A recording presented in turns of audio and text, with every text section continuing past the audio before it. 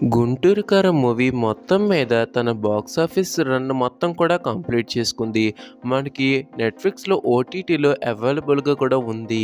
మనకి pan India లాంగ్వేజెస్‌లో ఓటీటీలో అయితే రిలీజ్ చేశారు. కానీ థియేటర్‌లో ఓన్లీ తెలుగులోనే అయితే రిలీజ్ అయింది. గుంటూరు కారం రన్ కంప్లీట్ అయిపోయింది కాబట్టి మొత్తం ఎంత షేర్ వచ్చింది?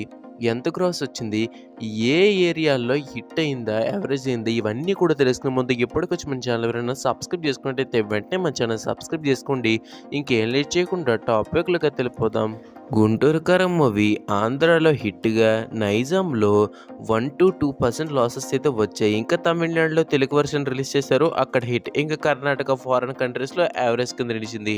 మొత్తం మీద 129 కోట్ల షేర్‌ని, 250 కోట్ల గ్రాస్‌ని అయితే రాబట్టింది 'గుంటూరు కారం' మూవీ.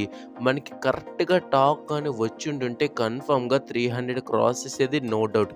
కానీ మళ్ళీ మహేష్ గారు, త్రివిక్రమ్ గారు మళ్ళీ కొలాబ్ అవ్వబోతున్నారంటే వార్తని వినిపిస్తోంది. కానీ ఒకవేళ అయితే మాత్రం 'గుంటూరు కారం'కి చేసిన మిస్టేక్స్ మళ్ళీ అక్కడ రిపీట్ అవ్వకూడదని కోరుకుందాం.